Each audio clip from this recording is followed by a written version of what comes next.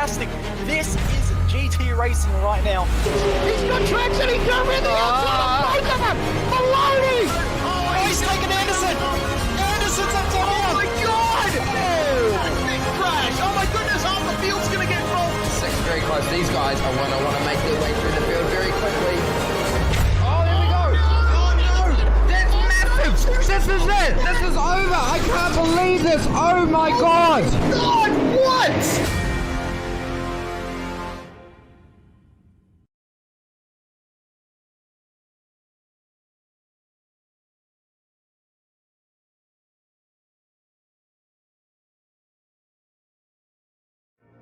Thursday night here on SimSpeed TV continues. After some great racing in the Aussie Car Skip Barber series, we turn our attention to the dirt scene. Oceanic Dirt Sim Events 360 Sprint Car Power Series, the second season of this fantastic Sprint Car Championship presented by SRT Australia. We're at round 2 of 8 here at the magnificent Cedar Lake Speedway, entertaining dirt racing fans since 1957. 0.6 kilometers of dirt fun. And to bring it all to you tonight, it's myself, Reese Gardner, and Cameron Dance alongside me in the commentary box. Well, Cam, last round at Volusia, we saw some fantastic racing all throughout the night, and especially in the feature. Now we go to Cedar Lake, which is a little bit shorter, a little bit tighter. Should be interesting in these 360s. Certainly should. We saw some amazing racing last week, and from what we've seen in the past around this specific racetrack at Cedar Lake, it's been really, really good racing and some very, very good battles. So I can't imagine it'll be any different to what we saw last weekend. Looking forward to it. Indeed, we've got Braith Kalin, who has won the 2020 Grand Slam, and Joel Berkeley winning the Big Block Modified Madness round here as our previous winners. Braith Kalin not making an appearance here in this series, but Joel Berkeley will certainly want to back up his win in the modifieds here. And, well, I just can't wait to get things going, because Cedar Lake is a track that has turned up quite some fantastic action in the few races that we've had on it so far in the Oceanic Dirt Sim scene. We'll take a little bit of a look at where this track is situated. That's definitely not the United States that we're looking at, but Cedar Lake, of course, in the United States. It's been around for just about 60 years now, all the way up in the likes of Michigan. It is just across the border from Minneapolis, the capital of Minnesota, and has quite an interesting history. It's obviously got a long and storied run of races in real life, and as you can see, very short and very tight oval here. And turns 1 and 2, you see the pit lane going off to the bottom right. That's where the paddock is. But turns 1 and 2, very challenging in these 360 sprint cars. It's a little bit tighter in turn 2 than you would expect, Cam. Certainly is. It's a little bit different at both ends of the racetrack, so you kind of got to work your head around that and make sure that you're not going to fire it into turn 1 at the same speed that you would expect into turn 3. So it's going to be interesting to see what happens, and we've seen the difference in track progression as to what the preferred line is in both corners throughout the past. So it's really going to be fascinating to see what's going to happen tonight, and who's going to be doing what in terms of choosing lines and everything. Yeah, one thing the drivers are going to have to be wary of is that pit lane entry. Just coming into turn 1, where there's quite the tyre bundle up on the top of the wall. If you want to try and go high in turns 1 and 2, you've got to be wary of that, because the wall, not only does the wall jut out, but you do have that tyre bundle where the corner of the wall is, and that will very easily whack you out of contention. You probably take a couple of other drivers with you. The fountain, obviously, in the center of the circuit. Hopefully, we don't see drivers paying that little lake a visit. Certainly, hopefully not. We don't see anybody go swimming or playing with the ducks, hopefully, but nevertheless, we'll have to wait and see what happens. But I certainly don't think we'll see anybody getting it themselves wet and playing in the pond today. Well, it's just past 7 p.m. in sim time, which means we are going to be ending the night under lights, but for the time being, the drivers are going to have to contend with a little bit of sunlight coming through turns 1 and 2. The sun is just about to dip behind the main grandstand, control tower, and commentary booth here. So won't be a big problem for the drivers in just a little bit, but at the very least, here in practice and then in the qualifying session, they are going to have a little bit of a problem there with some sun in their eyes, and all of these virtual spectators will be having a bit of trouble with that as well. The woman in the red top in the bottom left looks like she's having a bit of trouble with the sunlight as well. Kind of looks like me when I've only had 4 hours sleep. So anyway, the quick time session coming up very shortly, and the drivers, of course, going to be competing for $2.50 cold hard cash. Getting that quick time. It went to Tim Ryan last round at Volusia. Question is, will he be able to repeat that feat? He's certainly the man to beat when it comes to one lap pace. Certainly the man to beat in general as well, with the fact that he took out last week's feature as well. So it'll be interesting to see whether he can maintain that momentum and that pace to make it 2 rounds in a row, or whether someone else is going to be able to step up to the plate. It's anybody's guess as to who may or may not be able to do that. You've obviously got the likes of Hardigan, Berkeley, and a few others to join them on that list, but nevertheless, it's going to be very, very interesting to see what happens.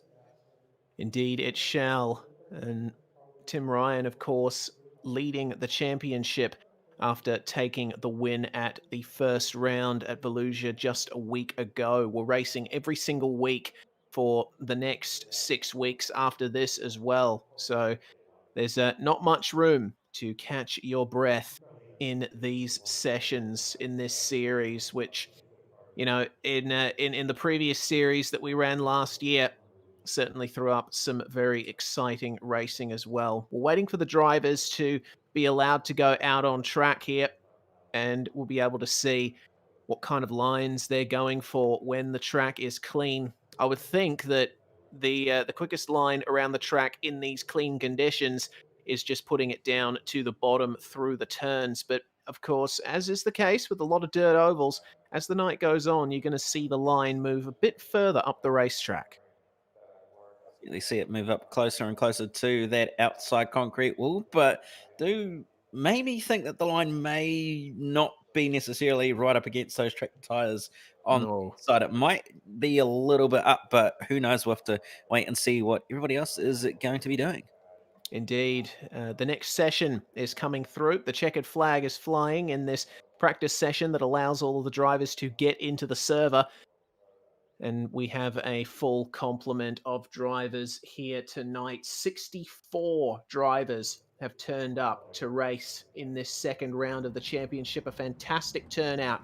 And we're already seeing drivers come out onto the circuit. One of the first being this guy, the number 04. And that is Joshua Dennison, the privateer, making his way around the circuit for the first of his qualifying laps. The start-finish line coming up now for him. And we'll start to get the first times coming through pretty soon. Lachlan Barberry and then Clayton Davies getting themselves to the top of the timesheets, with Dennison, of course, cutting a bit low there on the exit of turn 2. Going very high on the exit of turn 4 as well. Dennison putting himself a bit down the order at the moment. Daniel Evans now to the top of the timesheets, and 11.544 is his time. It looks like Brad O'Brien is done with his session as well. He's put himself down the order himself. Craig Dunn then setting a 12-second time in his number 57. See if he can improve on that on his second lap. He brings it round nice and low through turns 3 and 4. Struggling to get the power down at 11.49547 for him. That puts him P3 so far.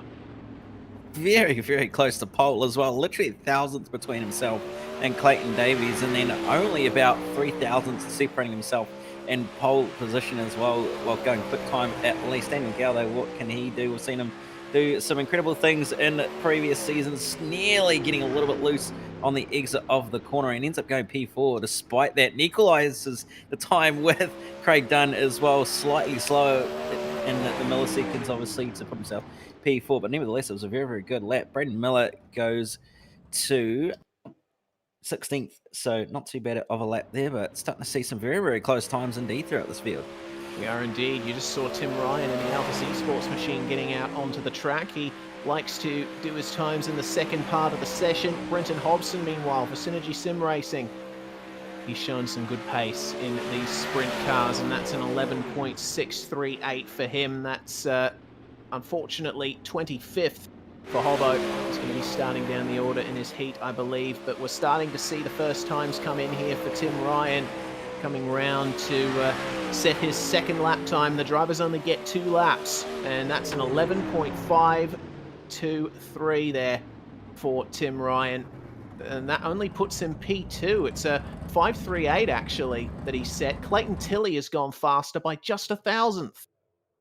So again, it's the race of a thousandth at the moment to put it at the front of the field and go quick time, but it isn't indeed going to be Clayton Tilley who's going to end up taking out quick time this time and end up stepping up to the plate that Tim Ryan certainly held for round 1. But nevertheless, it's very, very close between those top 6, especially not even a 10th separating them, let alone the top 10. So it's just incredibly close at the moment.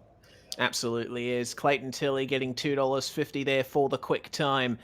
So he's going to start up P1 in Heat 1, starting alongside Daniel Gow. Vince Romeo and Tyler Bish are going to share the second row of the grid, and it's Daniel Hardigan and Thomas Mitchell completing the top 6. Hayden Vickers and Ash Hammond starting on the 4th row, with Ethan Bastian, Cody Lawrence and Alan Sollett rounding out our 11-car field here for Heat 1. Looks to me like we're going to go for 5 heats tonight before we get through into the C and B mains. Cannot wait to see how this racing turns out. And you would think that Clayton Tilley would be the favourite to win in this heat, starting in P1, obviously. But Daniel Gow and Vince Romeo are certainly going to give him a run for his money. Daniel Hardigan starting a bit down the order as well, and he'll be looking to move forward because at the moment he's just outside the cutoff for the transfer through to the feature. The top 4 cars in each heat get a free ticket through. Yeah, it's going to be very, very hotly contested, are those transfer spots, with the fact that you could almost say anyone from Ethan Bastian forward is got a shot at making it into the A main through those transfer spots. So it'll be very, very fascinating to see who's going to end up coming away with it. Obviously, those top 4 are going to be very, very quick, as it is with the fact that you've got Tilley, Gow, Romeo, and Bish all lined up in those 2 front rows. But nevertheless, it's certainly going to be a very, very hard-fought heat, this one. Absolutely it is. We just wait for the timer to finish, wait for the pace truck to pull away, and then we can get going on our 2 formation laps. It is an 8-lap heat length here tonight, and the time is just going to go flying by here, because as you saw, a lap here just over 11 seconds. So these heats are going to be over in well under 2 minutes. Going to go by absolutely rapid, with the fact that we're only doing about 11.5-second lap times, so probably 12 seconds at maximum, I'd say. So that's going to be absolutely quick fire through these heats and through all of these races, because of the fact that it's just such a short lap in these things. Yeah, absolutely is. Lining up 2 by 2. The pace truck is going to pull in at the end of this lap, and of course the field giving the pace truck a nice wide berth, because the entry to pit lane is just after the start finish line. So they're going to be getting going pretty shortly. The pace truck pulls away nice and quick, so Clayton Tilley is going to lead them away here. And it's a nice even start for Heat 1. Daniel Gow has actually gotten the jump on him and moves into the lead through Turn 1. Already some contact further back in the field. Getting sent into the wall is Tyler Bish. And he's going to go all the way to the back of the field with some damage to boot. He is unfortunately not the way that he will hope to start his night, but he's going to continue on and at least try. Oh, great days! Goodness, Ash Hammond involved in an incident as well in the clumped together at the back of the field, now down to 10th place, just ahead of Tyler Bish as we continue racing here at the front of the field. It's on for the transfer spot. Daniel Hardigan has made his way up into P4, and Thomas Mitchell really pressuring him here as they will come up to start lap 5 very shortly. and they are fighting for that transfer spot. Clayton Tilley starting to pressure Daniel Gow as well. Goes high, does Clayton Tilley, just testing it out there, getting some nice momentum off the turn, flinging it in to turns 3 and 4, try and get some advantage over Daniel Gow, but doesn't seem to be working for him, and sailing into pit lane is Vince Romeo for some reason. Doesn't look like he's done it intentionally by the looks of it. He's kind of nicked the wall by the looks of it on the inside, and possibly done that to himself, unfortunately. So he's not going to be taking any further part in this heat, unfortunately. But it's certainly on at the front at the moment. But it doesn't look like Clayton Tilley's going to have enough at the moment to be able to get to the back of Daniel Gow, who's coming through turns 3 and 4 now, and is going to take away the Heat 1 race win.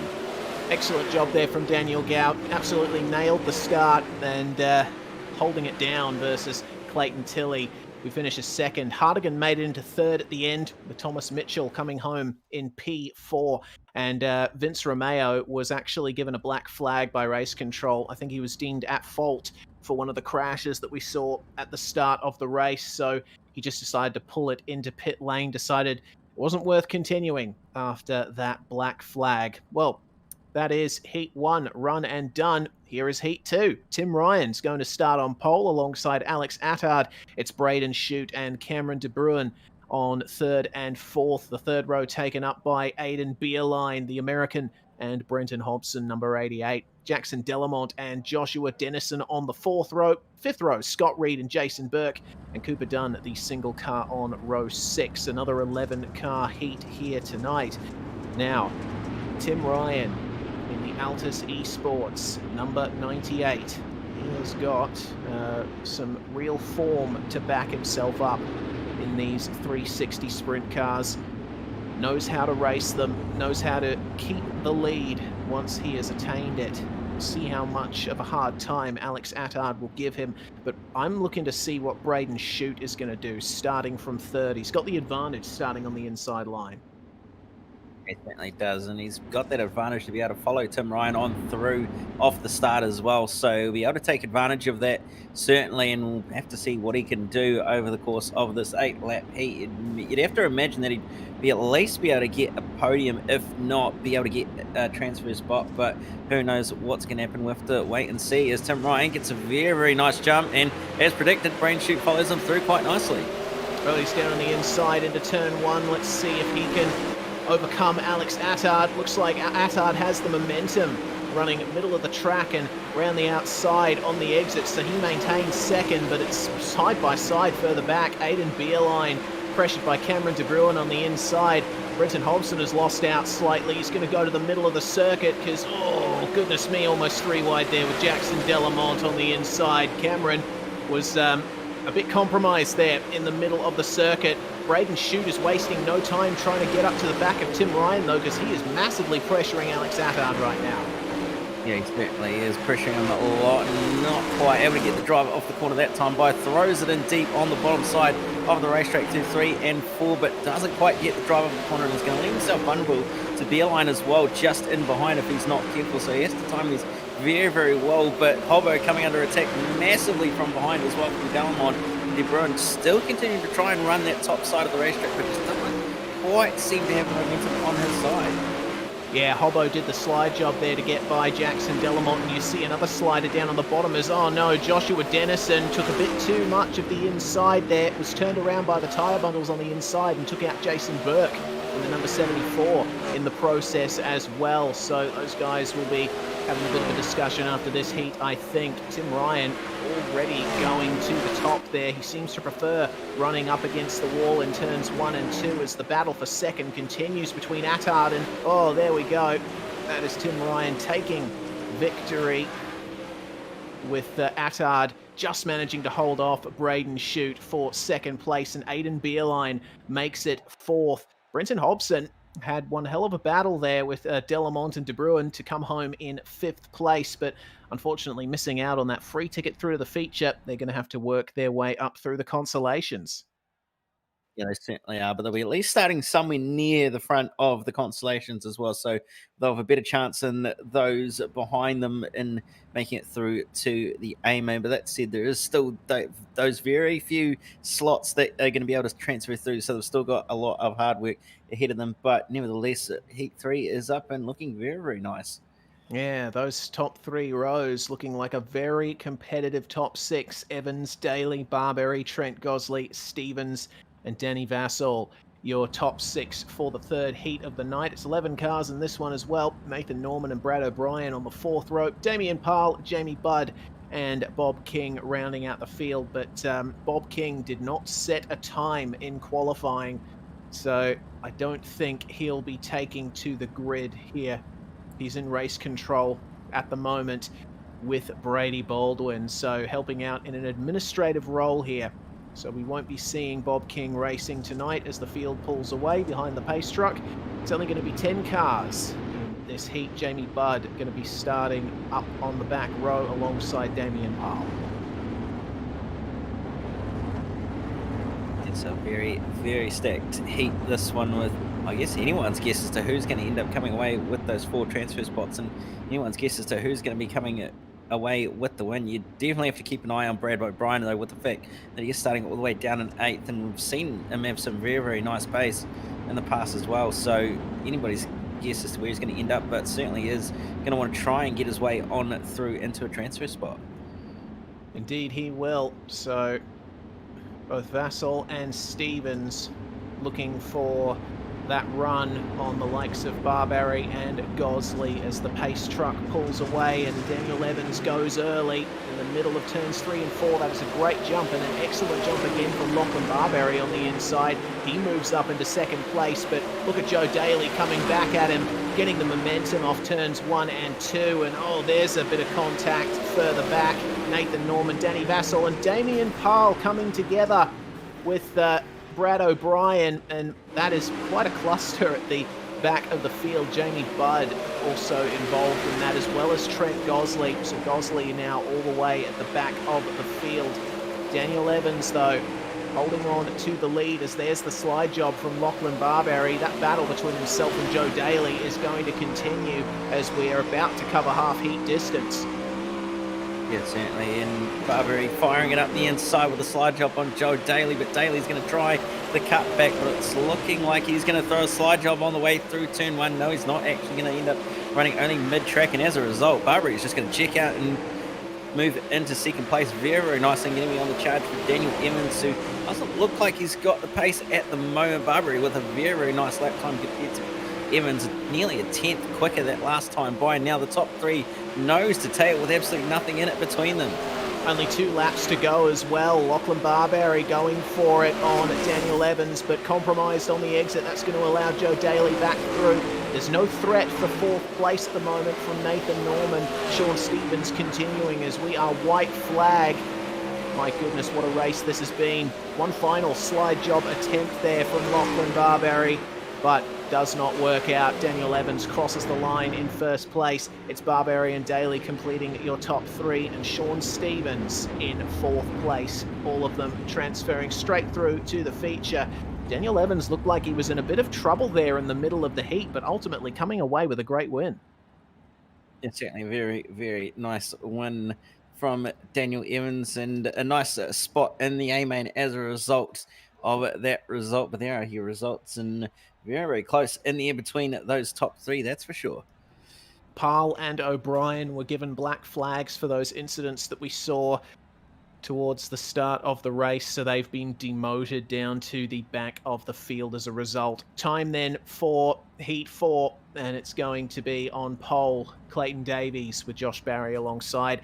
Garrett Halsey, who came away from Volusia licking some wounds, starting 3rd place tonight alongside Braden Miller. Harry Stewart finished on the podium in the feature at Volusia, starting alongside Chris Nankerville on the 3rd row. Jacob Dixon and Matthew Gowan 7th and 8th. It's Daniel Selleck and Matthew Ralph completing the top 10, and Bradley Minshall coming away from the 11th spot there. And I believe Minshall, one of the drivers not to set a time in qualifying, so this will be his first time out on track tonight. Obviously they'll have done some practice offline before this event had got going, but in these conditions, Mitchell is certainly going to be feeling things out. Yeah, certainly will be trying to do that, and he'll be trying to do his best as well, trying to make his way to the front of the field. But we'll have to see what's going to happen. And with it being very, very quick, short, sharp and short, 8 laps, he'll certainly not want to be slacking any little bit. That's for sure. Well, let's see how early Clayton Davies decides to go here. Between turns 3 and 4 is when they've traditionally gone, and it's a nice even start between our top two, but Davies overall gets the jump and leads the way into turn 1. And let's see if there are any incidents further back in the field. Looks like everyone's avoided making contact for the most part on this first race. It's already 3 wide for third place. Harry Stewart on the inside, running the extreme low line and making it work very nicely. Miller just behind him, and Garrett Halsey trying to get that third place back. Yeah, certainly trying to get that third place back on the bottom side of the racetrack is Halsey, but just doesn't quite seem to be making it work. And that's contact, unfortunately, between himself and I believe that was Harry Stewart, and they're still nearly going at it between the two of them. Stewart trying to recover as best as he can. He's got Dixon on the outside for Company, who's ending up in the outside wall ever so slightly, and he's going to lose a position. Vasalik is going to fire it up the inside, do a slide job on Halsey. Garrett Halsey black flagged for that incident with Harry Stewart, as hitting into the wall massively was Matthew Ralph. He manages to keep going though. And now Daniel Selleck under some immense pressure.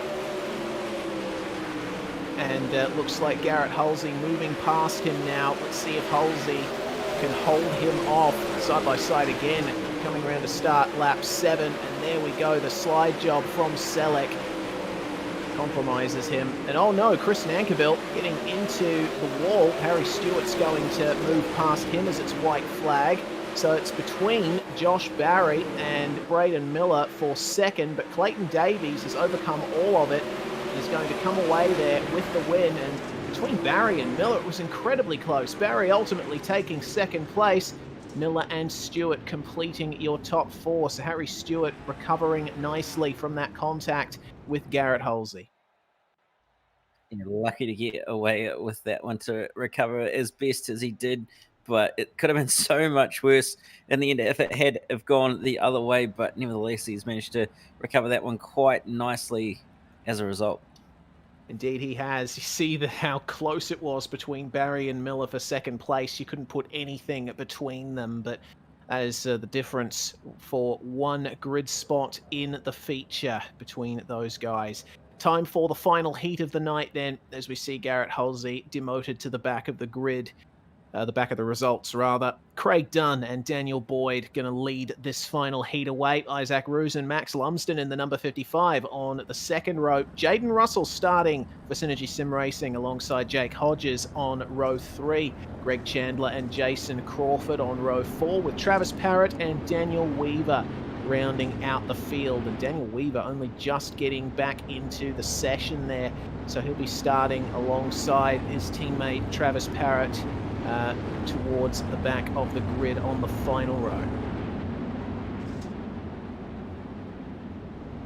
Yeah, so certainly those top 4 all going to be, those actually top 5 really going to be all scrapping out for those transfer spots, and certainly can't take it away from Craig Dunn to have put down a very nice time in qualifying to put himself on the front row and on pole for this heat as well. So certainly going to be the man to beat, but you certainly can't count out any of those top 5 to try and transfer in this heat. Yeah, you certainly can't. Away goes the pace truck, and not an even start there at the front of the field. Craig Dunn really getting away with it at the start as we are now live, and goodness me, towards the back of the field I saw Jason Crawford nearly going for a spin, and Daniel Weaver's having a bit of trouble getting going and keeping it straight himself, side by side between Travis Parrott and Jake Hodges for 7th and 8th, and that's quite the race between them. But for second place, it is certainly on. Have a look at this. Fantastic racing as Max Lumsden tries working the inside line, but Daniel Boyd comfortable up on the high line and getting it done. Oh my goodness, big slide there from Isaac Roos. Just avoids getting into Jaden Russell, who nearly avoids getting into the wall himself. Yeah, Roos got very, very loose off the top side of the racetrack out of turn 2, and as a result got very, very out of shape. Lucky to save that in the end, and doesn't look all that comfortable as well. Looks a little bit all over the place, but at the moment it's looking very, very nice for the bottom side of the racetrack with Lumsden, who's trying to make it work and seems to be doing not too bad of a job of it, hunting it down at Daniel Boyd. But now everybody's sort of realised what's going on, and Daniel Boyd's decided to change lanes and join him down there. But certainly is a very, very close fight at the moment between Lumsden and Boyd for final spots on the podium. Yeah, and for the top 5, it's really on between Greg Chandler and Isaac Roos. They've got a pack behind them, and Roos, getting crossed up on the exit and ends up losing 3 spots, now just 2, as he makes contact with the number 5 of Jake Hodges. They all manage to keep going though, and Jason Crawford getting into it as well. It's lap 8 though for Craig Dunn, and he comes away with the victory. Daniel Boyd and Max Lumsden completing the top 3, with Jaden Russell making it 4th from 5th at the start. Really good final heat there, and looks like nothing warranting a penalty from race control, though there was a bit of biff and barge going on.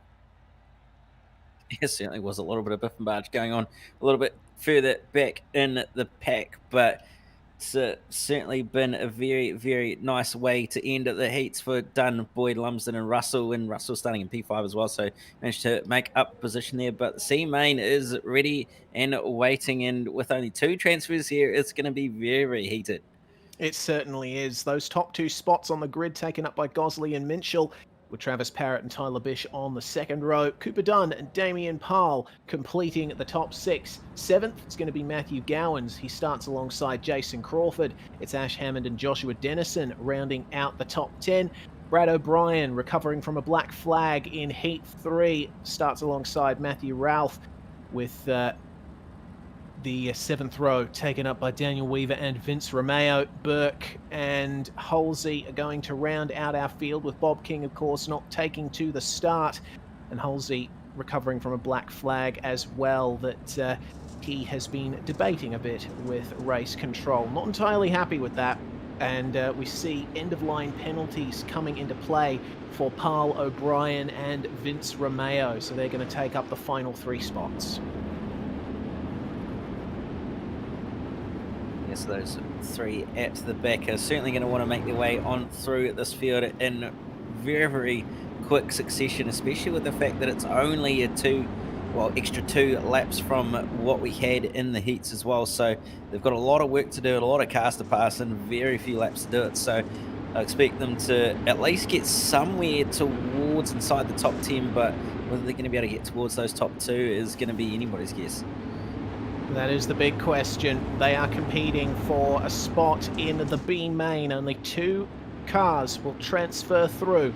Who is it going to be? Trent Gosley goes early, cuts down low to begin racing here in the C main. It is 10 laps, and he leads the way coming out of turn 1 as everyone fans out behind. Bradley Minchell starting to pressure him as getting into the wall is, oh my goodness, that's a big crash. Joshua Dennison manages to get back going. Brad O'Brien was involved in that as well, but all the way out of the back of the field was Matthew Gowans, and he is retired. Yeah, he certainly has, and it looks like as well Damien Powell, Brad O'Brien, Vince Romeo and Joshua Dennison have all been given black flags as well, so I think it's fair to say their night is probably going to be over, and that's going to really spice things up with this order at the moment and who sits where as far as transfers go. It's on for the lead though, as you can see Trent Gosley running the high line with the number 17, Bradley Minchell, going down low. Vince Romeo has been black flagged for that incident, as well as Joshua Dennison. And Bradley Minchell is working that inside line very nicely. Gosley, of course, with the momentum up top, there's a bit of extra banking to work with. But tell you what, Minchell is really giving him a run for his money here. Gosley had to have a couple of goes at the corner. You can see the slick line moving across the entire circuit now, and he's having a lot of trouble keeping that thing straight. Minchell just working the inside very nicely here. Yeah, that wider and more open turns 3 and 4 is certainly giving that high line to Trent Gosley with the advantage, but that low line through 1 and 2 with it being so much tighter is certainly working a lot more with the fact, especially with it being so much slicker up on the top side, but they're still going to be side by side.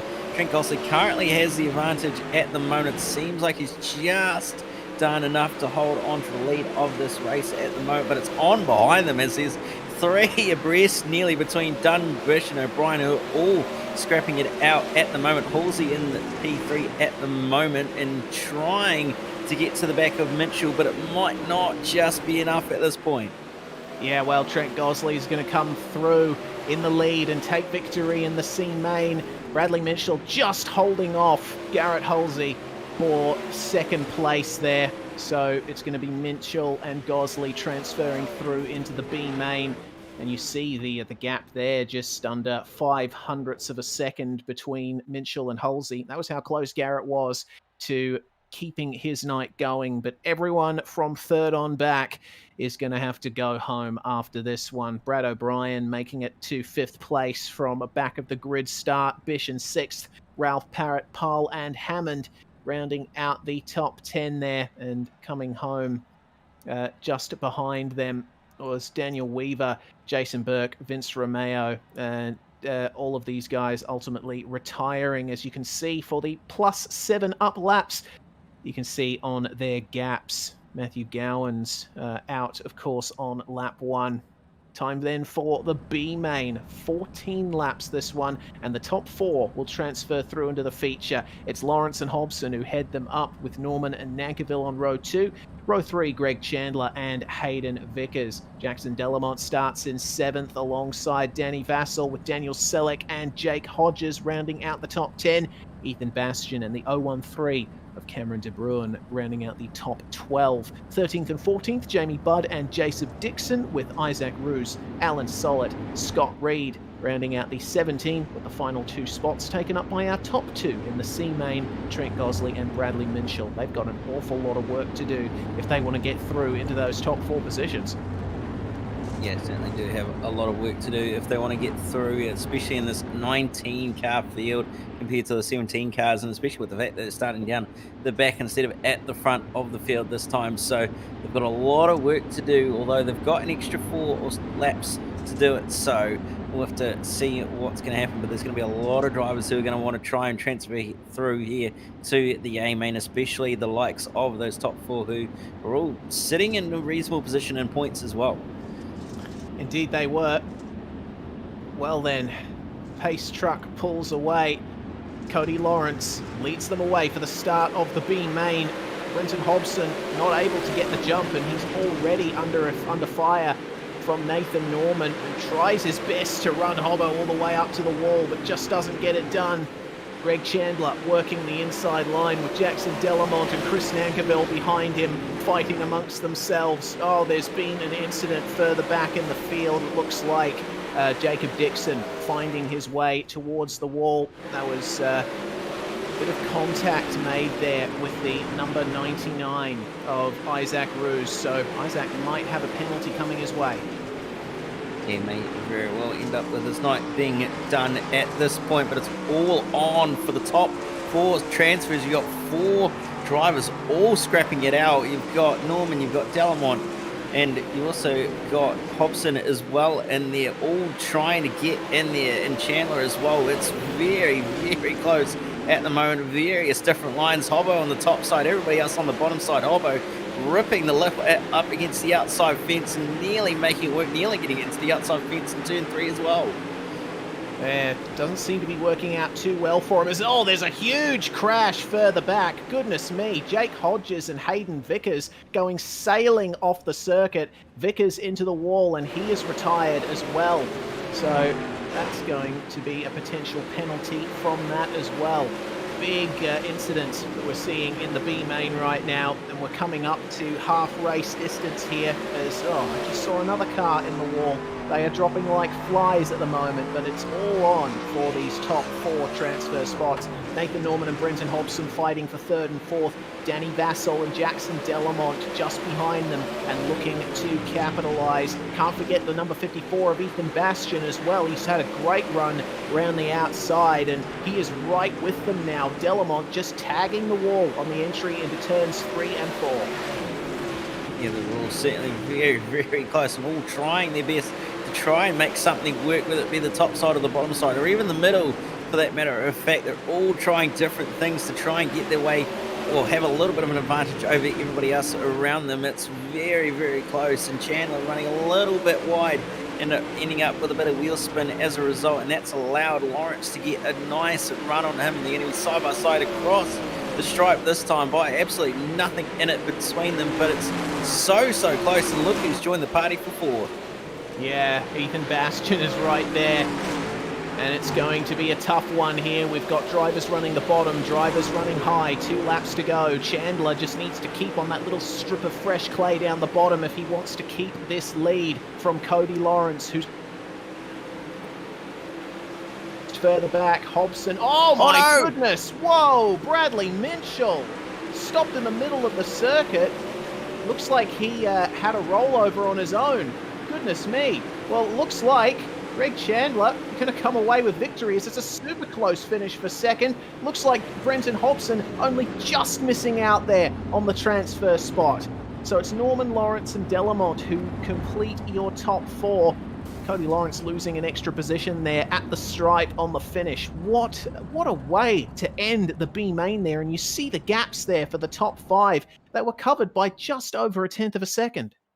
Yeah, absolutely nothing in it between those top 4, especially 2nd, 3rd, 4th, and 5th. There's just nothing in it, and you have to feel for Hobson, who was on for it, transferring, and then just couldn't quite get the run out of the corner on the top side of the racetrack, and unfortunately he's ended up in P5, so not going to be transferring through tonight. But what a race at the front of the field, and what a night it's been so far.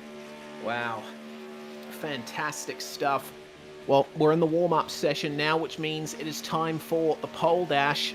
And it's going to be the top 2 from every heat competing in a 6-lap dash to decide the top 10 positions on the feature race grid. Tim Ryan, of course, going for a bit of a spin in pit lane and then gets the call to jump out. So we'll be seeing pretty soon how this fight for pole position ends up going. And the pole dash was pretty fantastic at Volusia. I can't wait to see how it turns out here at Cedar Lake. Yeah, it was certainly fantastic lot of pole dash going on at Volusia, and can't wait to see what this one's going to be like, especially with the way this track has been developing. There's a lot of people running the bottom side of the racetrack and also a lot running the top side, so it's going to be really, really interesting to see who's going to do what and who's going to be able to make what work. Daniel Boyd's out there setting laps at the moment, but we'll be waiting on the rest of our pole dash field to come out. Josh Barry makes his way out onto the circuit as well.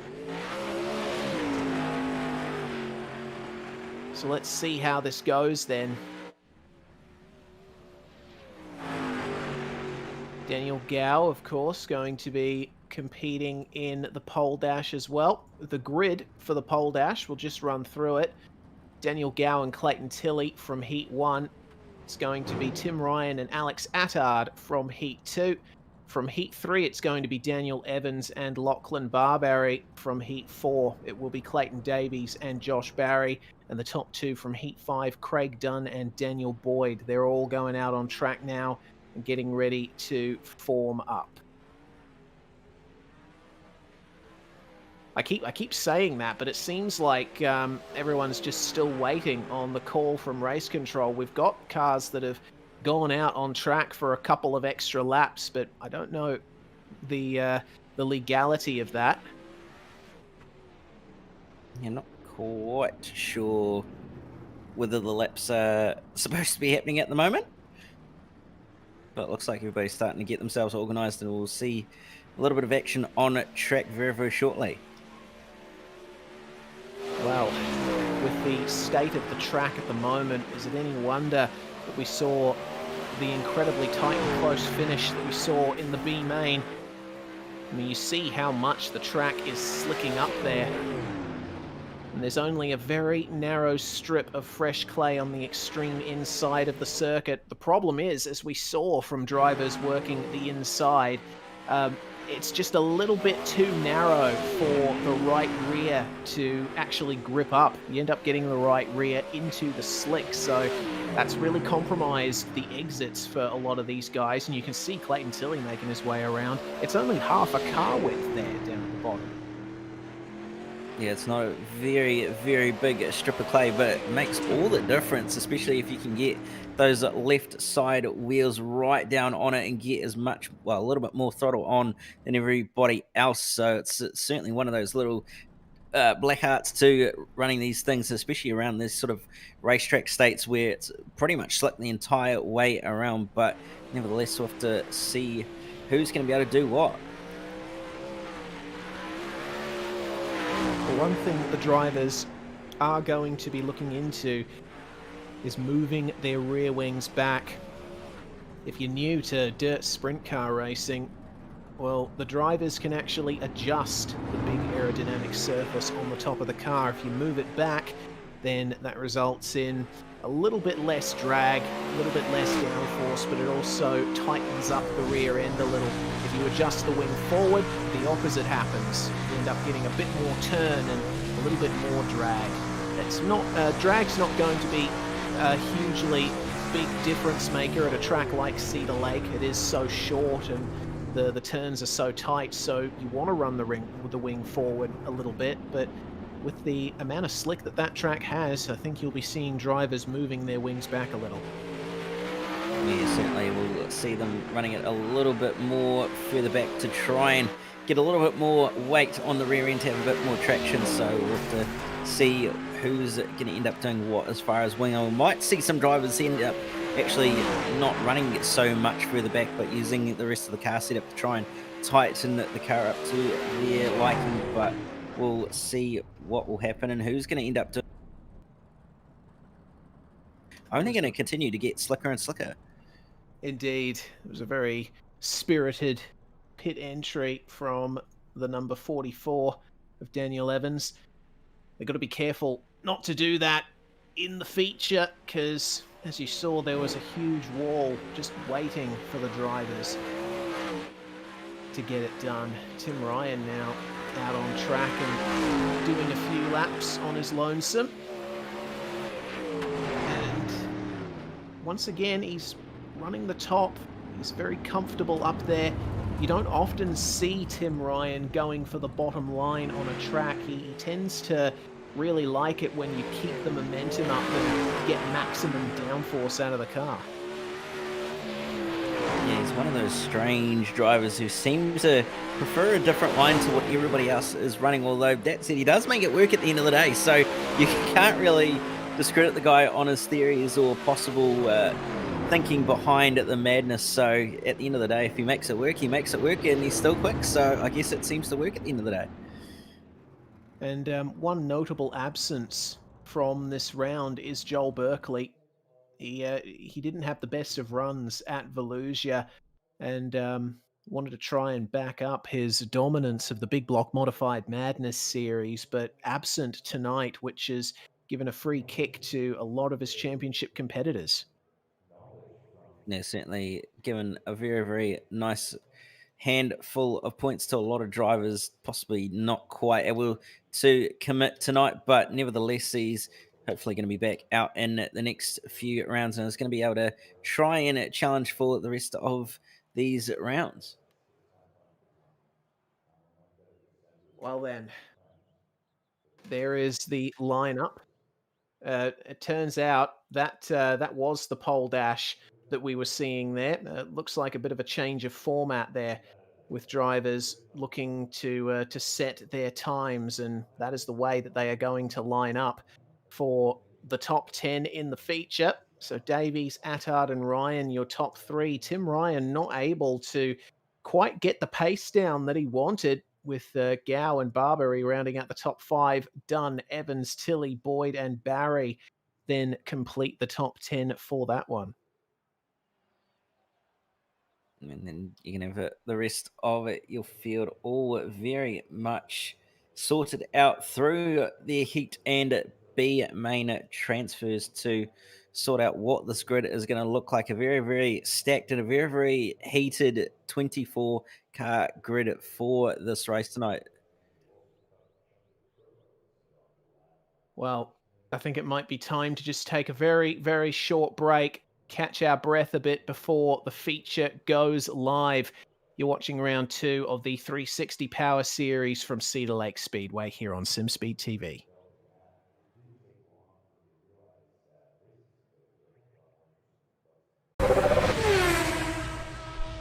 Hey everyone, the USF 2000 is a blast to drive now, and here's your chance to learn it quickly. From my tutorial, VRS created a free bonus track guide for the Laguna Seca circuit, where you can learn exactly what I do in every corner to improve your lap times and get faster on track. You'll learn how to easily recognize brake markers, you'll find out which curves to attack and which ones to avoid, you'll know when to use the full track and when a sequence of corners requires a compromise. And you'll learn how hard to brake and when to lift. The VRS quick reference track maps are available free to download and delivered each week to your inbox. The entire global MX5 series is available, as well as bonus maps like this one and many more. So if you're a new racer, or a veteran, or just anyone who wants to learn how to get faster sooner, the VRS track guides are for you. Just hit the link or button on screen and get yours today. You're watching round 2 of the Oceanic Dirt Sim Events 360 Power Series from Cedar Lake Speedway. We have a 35-lap A main coming up for you very shortly, and this is how they're going to be lining up. Not quite what we'll be seeing because we just saw the results of the pole dash, but just after row 5 is how they're going to all line up. Daniel Hardigan starting from 11th alongside Braden Shute. And on goes the grid cam. It's 24 cars for this one, and my goodness, we've got a race on our hands. Yeah, we certainly do have quite the race on our hands with such a very, very stacked field and a very, very heated one as well, with the fact that there's going to be a few rivalries out there and a few egos possibly trying to get to the front, but we'll have to see what's going to happen. Pace car is off, green flag is in the air, and a very, very nice jump from Clayton Davis and a very, very nice jump from Tim Ryan as well, who is running it through the middle and is going to just about clear Alex Attard, who's trying to run the top side of the racetrack. Very slick out there at Cedar Lake at the moment. Davies has got this down at the moment, but Alex Attard running very close to the wall. The yellow flag is already out. We've got a car tumbling over in the background, and not quite sure who that was. Looks to me like Josh Barry, apparently. Yeah, that's how it seems. So Barry went absolutely tumbling over in the middle of the field, and we might see bit of a penalty coming a certain driver's way for that one. Here's the Virtual Racing School replay. See if he did it on his own. Josh Barry there. Oh, yep, set down the bottom and then smashing his way up to the top of the circuit over the fence. It looks like that is going to be his night done. Indeed, it does look like he is going to be unfortunately done tonight with that quite spectacular rollover on the way through turn 1, and I imagine Braden Shute's probably going to cop an EOL, if not a penalty, at some stage in this race. But nevertheless, it's been a very, very close start at the front of the field, and Tim Ryan possibly just setting his car up to come on a little bit later. Didn't look like he was all that strong running the bottom side of the racetrack. Indeed. Well, they form back up. Too wide. Ryan's starting on the inside, and we know that that's not the strongest place for him. So we'll see if he manages to get himself up to the front of the field again. Clayton Davies leads them away for the restart, coming round to start lap 3, and already down to the inside is Alex Attard trying to work that fresh strip of clay. Oh no, problem in the middle of the field, and that's created a big pile up at the back. Daniel Gow just getting massively sideways out of turns 1 and 2. Looks like that was exacerbated by Daniel Evans, so we'll see if Evans cops a penalty for that one. But of course, Daniel Gow sent in to Daniel Boyd. Get another view of it thanks to Virtual Racing School. There's Gow getting spun and then, well, straight into the tyre bundle, and that created a big pile up at the back. Yeah, it certainly did.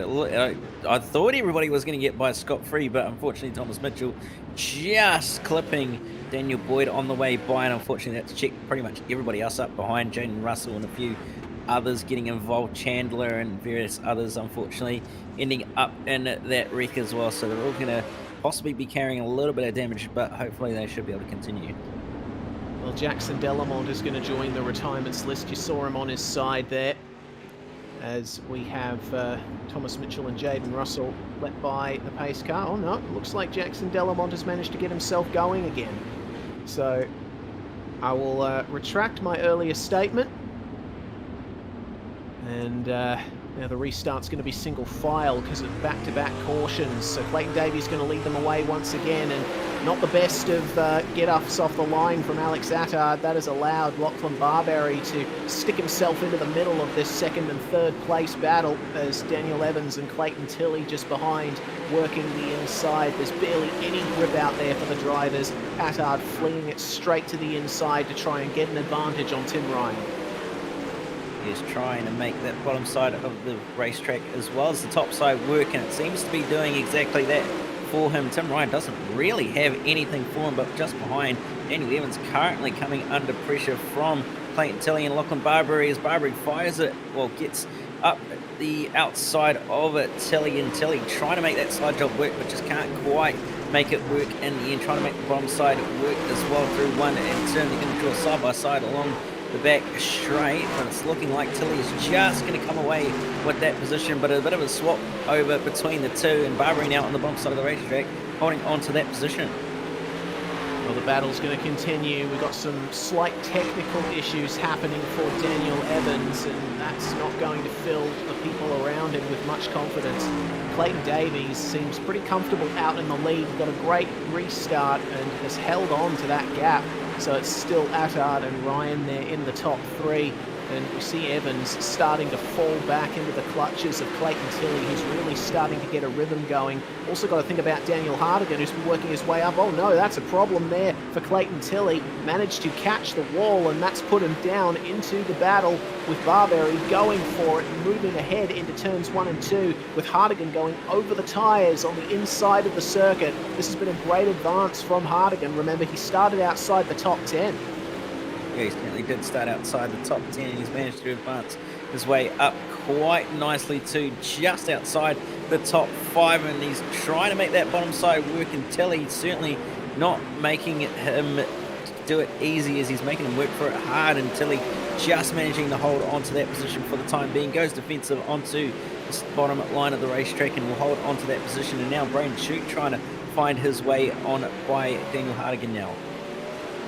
Well, we're currently now starting lap 15 of 35, coming round to at least. Davies still in the lead, with Daniel Evans holding on to 4th place. The big battle is for 5th. Clayton Tilley and Daniel Hardigan alongside each other down into turns 3 and 4. It looks like Barberry's started to fall off the back of them, as has Shute, but Braden Miller is starting to come into contention as well, currently sitting in 9th, but as these guys have battled, he's really started to gain some time. Yeah, he certainly has started to gain some time as they've all started to battle. There was a little bit of contact between Shute and either Hardigan or Barberry, can't quite remember, but it was a little bit of contact, and that's caused Shute to fall back a little bit and more into the clutches of Braden Miller, and Daniel Gow is starting to recover as well with the way this is going, but Hardigan trying to catch up to Tilly and Evans at the moment, who are doing battle just up the road, and it's looking like lap time difference is in favour of it, Tilly and Evans, but Hardigan seems to have a little bit of race pace at the moment. It's starting to come on more.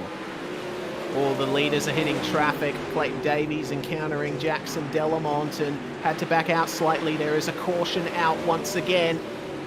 So that's going to sort things out there. It's going to give another chance to Alex Attard and Tim Ryan, who started to gain on Clayton Davies when he was brought in. Here is what brought out the caution again, thanks to BRS. Greg Chandler losing it all by himself, just hitting the outside wall with his rear tyre.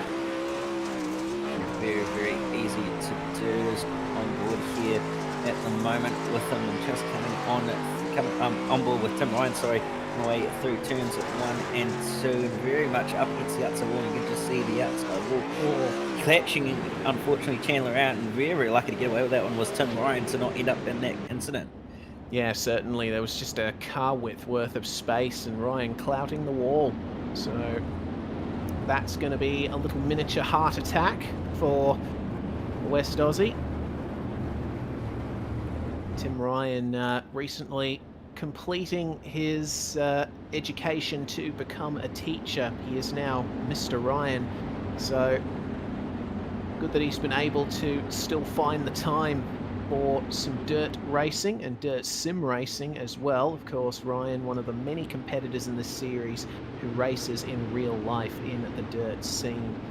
It looks like the restart is going to be single file again as we are away. Clayton Davies gets it done very nicely. Another big slide from Alex Attard, putting the power down. Tim Ryan then switching to the top. But he doesn't seem to be finding the momentum to get that second place back. Daniel Evans still holding on to 4th place, with Clayton Tilley now starting to creep up on him as it's side by side between Hardigan and Chute. Yeah, it certainly is. And what this has done is allowed Hardigan to now have a much better chance at trying to get onto the back of the likes of Tilley and that, and even onto the top 3 possibly. So he's going to try and work his way forward as Hardigan, but Chute and also Evans certainly not making life easy for him at the moment. No, certainly not. It's very difficult runnings, especially in the midfield, with how slick the track is getting. Tim Ryan now starting to move ahead of Alex Attard for 2nd place. Alex has been admirably working the inside, but it seems that Ryan is just getting some pace back there up the top. He's struggling to keep it going straight, but nonetheless keeping the momentum up and managing to consolidate that run for 2nd place. Clayton Davies has been untroubled so far as he comes around on lap 25 of 35. When he crosses the line next, it is going to be 10 laps to go in the feature. So there we go. Davies crosses the line, and Ryan then moving solidly into 2nd place. Alex Attard has to slot him behind, but catches the wall, and Clayton Tilley had pretty much nowhere to go. He's going to cut to the bottom now to try and get that 3rd place. Attard getting into the wall again. The front tyres leaving the racetrack, and this is going to start a chain reaction of slide jobs upon slide jobs for 3rd. It certainly is, and now Attard on the bottom side of the racetrack. What's he going to do on the way into turn 1? Throws the slide job on the way up. Doesn't quite go all the way up though, and that's going to allow Tilley to get around the outside and just brush the wall in the process. Attard trying to run right up against the inside tractor tyres, and that's going to allow Tilley to have the momentum on his side and blast on by. So that's done there, and Delamont's on his side again. Well, he leaves the racetrack, and the caution flag has been brought out once again. It's going to be a very quick dash to the finish. We're on lap 29 of 35 in the feature. We'll get a virtual racing school replay and see what happened here to Jackson Delamont. So, focusing on Sean Stevens, he might have had something to do with it. Oh, Stevens just getting into the top tyre bundle there on the entry to pit lane and was slow coming off, and then, oh man, poor Delamont. He just had nowhere to go and went straight into that impending pile-up, and Sean Stevens finding his way onto his side as well. It was all caused by that. And you mentioned it at the start, Reese, that outside tyre bundle on the way where pit entry is. And unfortunately, that's all caused quite the drama to the back straight, unfortunately, for a number of drivers, and not the way that they will have hoped to finish their night, that's for sure. Indeed. Well, the pace car is being allowed to pull away from the field a little because we're going to come through for what is hopefully the final restart of the night. Tim Ryan now has a proper chance to grab this win from Clayton Davies, who has led all the way in this feature. It's been a great drive from the number 50 of Davies. We'll see if Ryan can pick his way through and take 2 from 2 feature wins to open the 360 Power Series. It's a great start from the both of them. They pull away from the rest of the field, and now the hunt is on for third between Tilly and Attard. Looks like Tilly has managed to almost secure third place from Attard, but Tim Ryan is now really starting to give Clayton Davies a run for his money. The slide job from the number 98 parks it on the outside, but Davies slips back through. Coming around to start lap 32, there's going to be 4 laps to go. And have a look at Tilly. He's taken advantage of that fight between our top 2. And Ryan is trying everything to try and get past Clayton Davies here, but it hasn't worked. Clayton Tilly now moving up into second. Will Ryan be able to get him coming into turns 1 and 2? Goodness me. The fight for the lead and the podium has come alive at the very end of the race, but Clayton Davies has been allowed to get away thanks to that battling between Tilly and Ryan. 2 laps to go. Clayton Davies has run a fantastic feature tonight. He's been untroubled the entire way. The battle is for second. Oh no! Tim Ryan taking out Clayton Tilly. Braden Shute and Daniel Hardigan get into him. There is no caution for the time being as we get white flag. Alex Attard has found his way back onto the podium in the midst of all of this. It looks like that's how it ends. Clayton Davies coming away with the victory, and Tim Ryan taking second. Alex Attard just getting third back at the final hurdle. What a fantastic finish that was. Yeah, you could not have predicted that Tilly would have come out of absolutely nowhere to challenge for that race lead, but what a drive it was from Clayton Davies. Came under attack massively from Tim Ryan in those last few laps, and has done everything that he needed to in order to take the feature win here and steal one off Ryan. Well then, that's going to be quite the celebration there for Clayton Davies. It's his first sprint car win in a while, and he will be tasting the sweet champagne of victory. Daniel Hardigan out there celebrating with him as well. The end of a very tough night here at Cedar Lake. There is your rightful spot, Clayton, in the winner's circle at Cedar Lake Speedway. Man, very intense night of racing, and I mean, the heart rate quickens quite a bit in these dirt racing events, and you barely get an opportunity for a break with how quickly the sessions move forward here in iRacing. But I think Clayton Davies will be very relieved that that is over, and very satisfied with what was an incredibly consistent performance in the A-Main. Yeah, I'll be absolutely wrapped to come away with a lot of points in the bag, and also get a feature win on the board as well. So he'll be a very, very happy chappy getting in to round 3, that's for sure. He certainly will, and he joins us in the commentary box now. Welcome to the commentary box, Clayton Davies. Congratulations on a fantastic A-Main victory. Led from start to finish, but it certainly wasn't easy. Definitely easy was further from the truth. I was kind of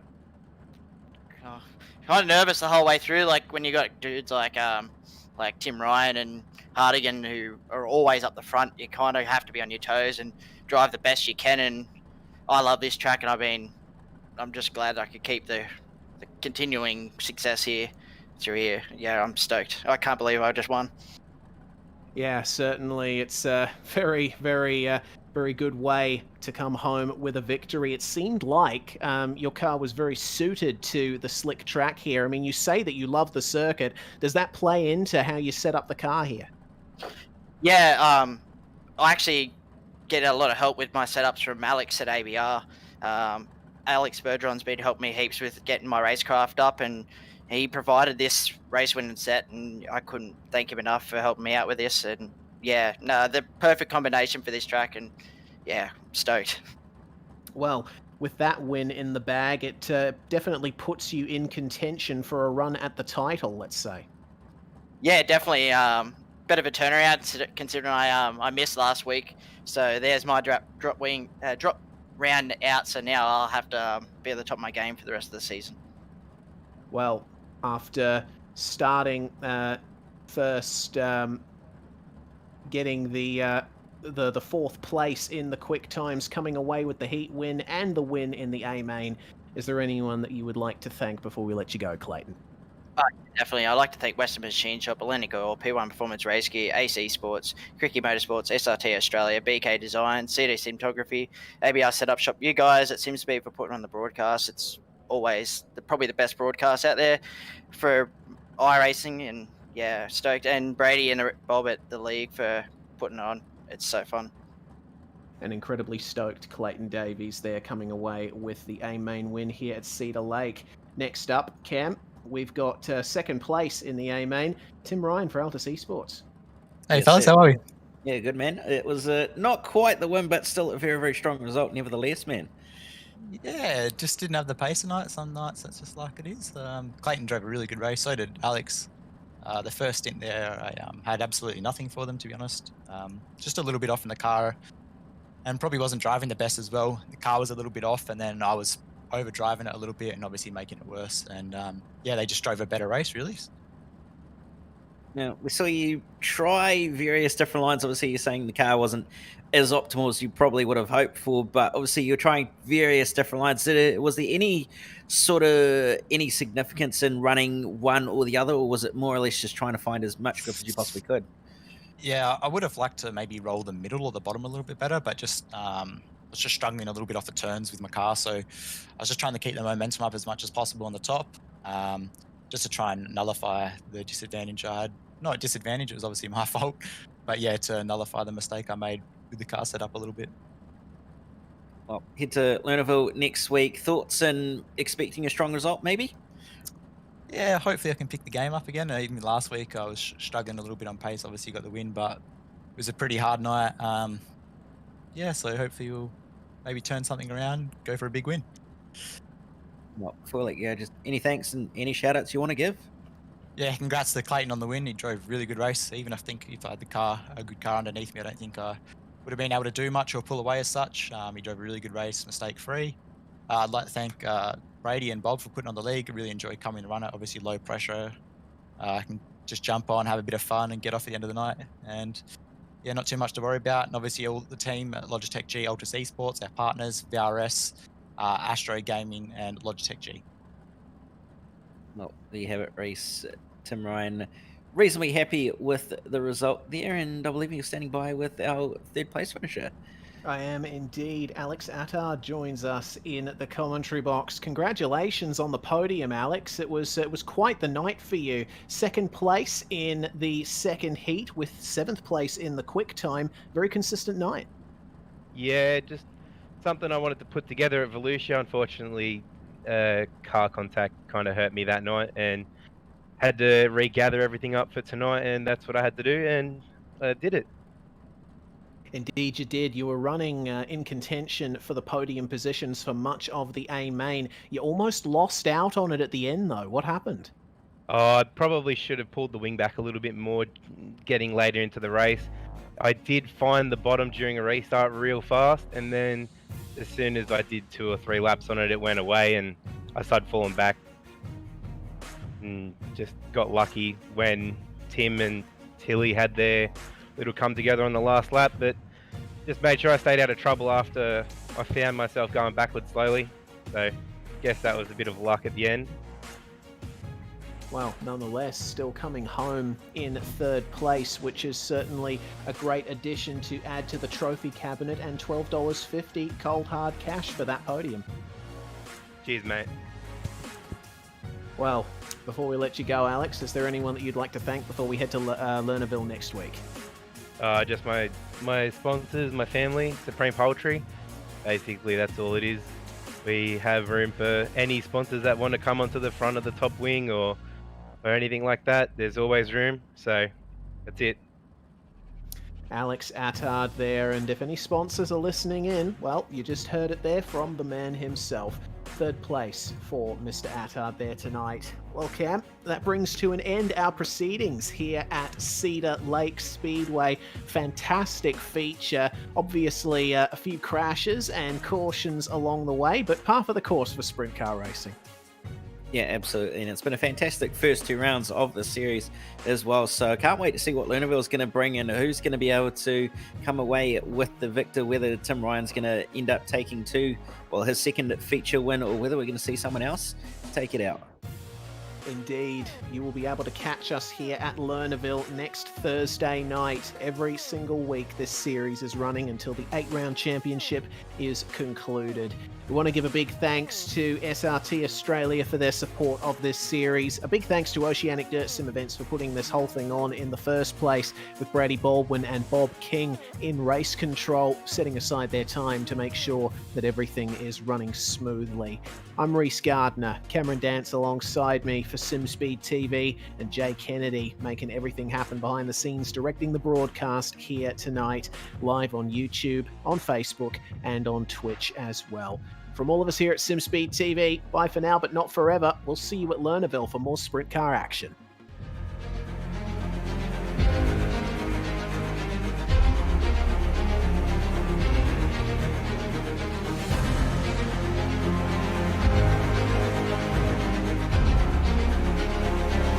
This is fantastic. This is GT racing right now. He's got traction. He's got everything outside of both of them. Maloney. Oh, he's taking Anderson. Anderson's up top. Oh my God! Oh, big crash! Oh my goodness! Half the field's gonna get rolled. It's very close. These guys are want to make their way through the field very quickly. Oh, there we go. Oh no! That's massive. This is it. This is over. I can't believe this. Oh my God! God, what?